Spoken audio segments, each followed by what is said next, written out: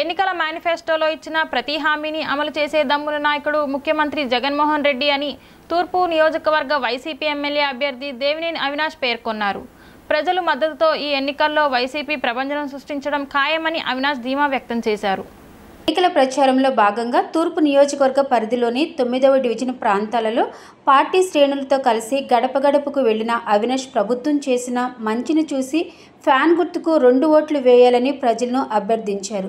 ఈ సందర్భంగా అవినాష్ మాట్లాడుతూ వైసీపీ ప్రభుత్వం అధికారంలోకి వచ్చిన తర్వాతనే రాష్ట్రంలో సంక్షేమాభివృద్ధి కార్యక్రమాలు సక్రమంగా అమలు జరిగాయని చెప్పారు.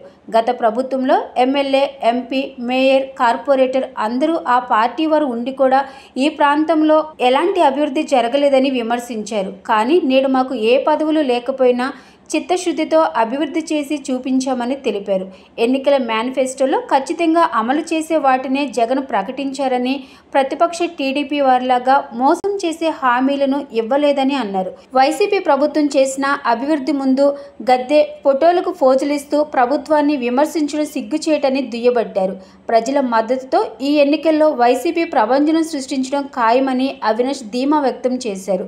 ఈ కార్యక్రమంలో 9వ డివిజన్ ఇన్ఛార్జ్ వల్లూరు ఈశ్వర ప్రసాద్, డివిజన్ అధ్యక్షులు గద్దె కళ్యాణ్, వైసీపీ ముఖ్య నాయకులు, కార్యకర్తలు పాల్గొన్నారు.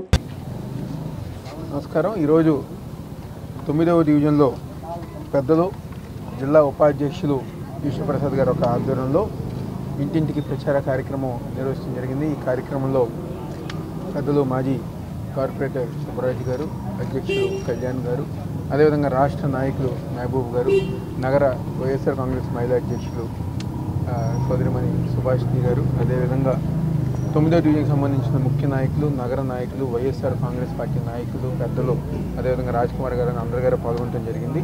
ఈరోజు చాలా సంతోషం.